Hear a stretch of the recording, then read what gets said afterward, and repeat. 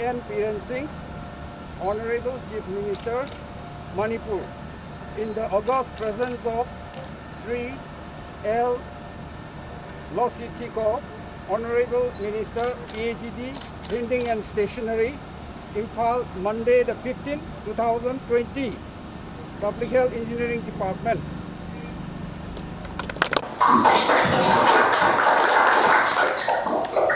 Thank you.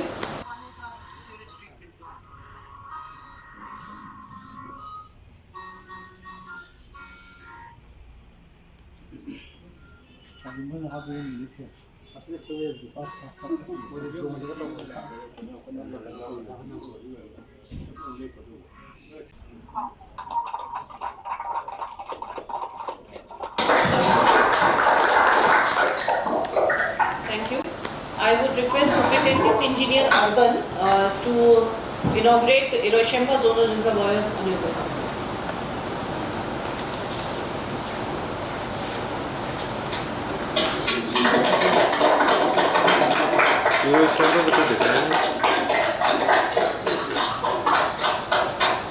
Government of Manipur, Masan Reservoir at Hiroshima Hilltop, capacity of 9 ml, inaugurated by Sri N. Biren Singh, Honorable Chief Minister Manipur, in the august presence of Sri L. Diko, Honorable Minister PAGD Manipur, Monday the 15th, 2020, Public Health Department. I'm extremely happy today inaugurating all this important project by Honorable Chief Minister.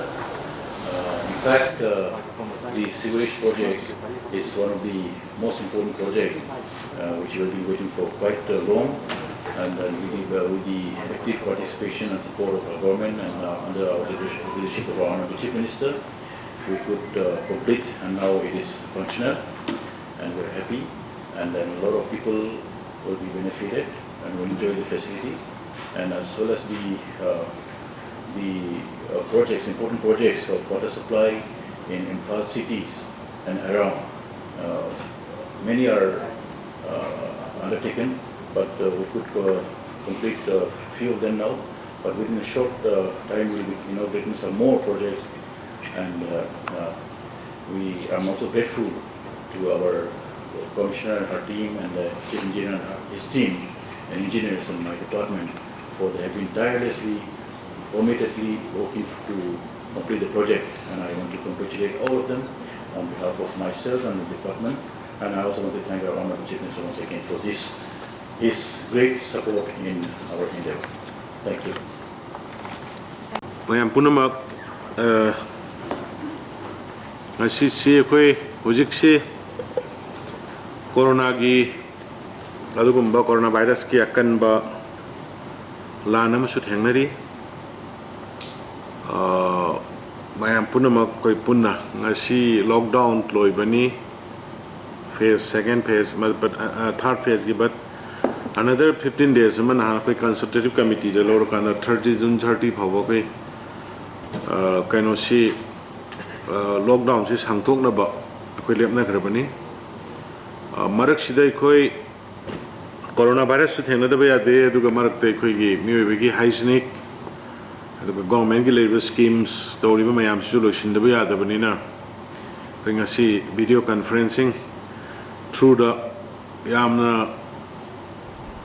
maroi ba projects ahum yakoi inaugurate tawbani masida khwaidigi hena maroi ba si ekoi gi sewerage Imphal sewerage project phase 1 se masigi total cost 345 crore ne 2005 ta hogi bani masigi difficulties mayam hena khangre lambi si mayai da tokthok dana chatpa yada dana putha dana so many things adu hurdle kaya ama khoi thengna ki government have si continuation di matam du labor government bu so appreciate wi adu lotion mangam dana lakpadu ngasi koi government sigi sei ahum mapung pharak pa aseng badi koi March ki du da adum sanga ba yana ba khoi hona si March ki sahi ahum pharak pa ki March ki 15 du da ina hona ramne du mi tin ba ya da ba mathang mathang ai khoi gi sigi lockdown ki situation coronavirus ki sila ki bede koi thog la ki bani adu si di koi sangare amana masi sanga ba sina Imphal Sewage project sina kana ba pi ga do si mioi family household koi target to si lising tara ni thoi ini koi gi turin da kari da khoma da tari ba phatta ba imung da gi tholak pa mayam si kitchen da gi washroom da gi tholak pa mayam si pure ga ada tongan ai koi systematically treatment tau khra da bani asomda and hai husi phau da ai koi 12,000 market target koi 3,000 family gumba connection tore the mastaina appeal toning basi mainly city area da lebiri ba municipality area da lebiri ba family sing na masi yarangi connection si tobio aduga koi gi leiri ba ecological bagi balance ma ising da kari da climate live put makse contamination yang wang pa adagi thorok thangna ba chana ba ising da kari da to bos nga thokna ba habitare chimai appeal tawningi aduga masi lak pasina maram or kan da khoi da khara gai Imphal city da molam me ba leiram me ba namthira me ba torom me mayam se khara gai di safare na khalli namulgi oina di tongan ba ekoi project ama tawgre 95 crores ki already sanction tawna tender tawna loikre su nambulgi nakan da tari bigum singsigi su nambul turen da tahandana nakan da pipe pur kanda a moksangai bhawa pipe na pudagra ga dudai da treatment plant tawna na bigi nambul khatgi ba tongan ba nambul maya da tab singi ba scheme am su koi already started adu madugi formal launch yam thuna tawragani adagi amana ngasi sangari busida integrated water supply Iroi Shemba hilltop ki masi capacity si 9 ml ni ada masi April gi 2018 gi April da hoki bani to yano go government laga aduga 19 gi December target obna do hujik loire machina ayamba lamfel part Iroi Shemba uripok nagam pulse waham likai adagi salam likai thangal bazar pauna bazar Tig Energy Road all ambulance all new secretariat even Babupura yauna masidagi supply torkadabani ada masih asoba ya maroina city gi am congested oiba mafam sida sumaina hygienic oiba water supply scheme mai koina lo shillaga pibungam basi I would like to appreciate the whole teams of PICT engineer the administrative secretaries there be government gi machinery punama engineers ngai pai thagat pa phongdok chari aduga mathangda ekoina ama sangari basi integrated water supply projects Imphal planning phase 1 porompat ni masigi si 9.53 mld ni aduga project cost si 636 lakhs ni masi su ikogi no basakra sila kana March ki 2018 ki March ta sawa hokibani aduga 2020 ki March sigi hogi badu da complete tawbani adu machet marang kali hobdi gi hojik present lo shelere ngasi inaugurate tokjabani machina bige doriba posi maroina khurai laiwangma the khurai sajor lekai minuthong hapta adagi rahamania sanjay thong officers sanjay thong gedela officer quarters sing adagi news and kon wangkhai khuno sobim lekai khurai ayang puli road amadi Imphal East Jenims DDK gi phau yauna pi ge dori ni aduna sumaina khoi hanagi loidana leiramba project kaya aduga huji ekhoi gi matamda ekhoi gi anoba sarkar sin lakcharakanda paikhatpa scheme kaya day night khoi engineer sing tumda sadana khoi official sing aduga government gi khoi registrar contractor sing gi kuthang da yam kan honari huji athubu da su ya maroi ba Tamenglong Senapati Churchanpur athuba matamda soba schemes khara so khoi yam thuna sangaragani ekhoi kaino sina maram moidana lockdown sina maram moirakanda raw materials ki khoi adagi manpower ki khara shortage lebedagi khoi hana leramba speed to pick up tawung am dabne adu hujikti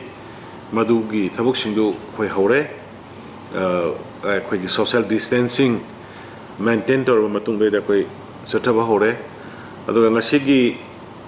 sugumba achoba major project imphal manung gi oina ahum ji sanga bagloina mayam da information ma ka manipur gi mayam da pijaningi through ngasi media gi through da dudi athuba matam da khoi gi new development bank gi bharat sarkar na manipur gi damakta ekhoi gi honorable prime minister gi dumba yum thong khuding da thakna ba toti gi sing hygienic waters phangan gadabni haiba dumba dugi mission dugi makha da khoi 3000 crore ekhoi NDB dagi sanction tawre bharat sarkar ga agreement tawu loire state government amadugi tender process loire wa order issue tawre loina loire adana bharati manipur gi praja mayam da adugumba honorable prime minister Narendra Modi ji gi makha da manipur gi yum thong khuding da thangana bai sing pibagi pandam do soidna mai paklagani akhoina aduna khoi athuba matam da honorable minister aduga khoi mayam lairiba sarkar gi machinery sing engineer sing torokan de khoi mafam saba yengaga thuna launch tongna na madugi khoi sem saba uji kan sathari adu hairiba 3000 crore gi haibisi paisa sanction lakani haibinate ko sanction loidana tender ga loidana anytime any moment athaba hoba yabgi stage leirabani aduna madugi nungaiba pawsu manipur miyam dai tamjabani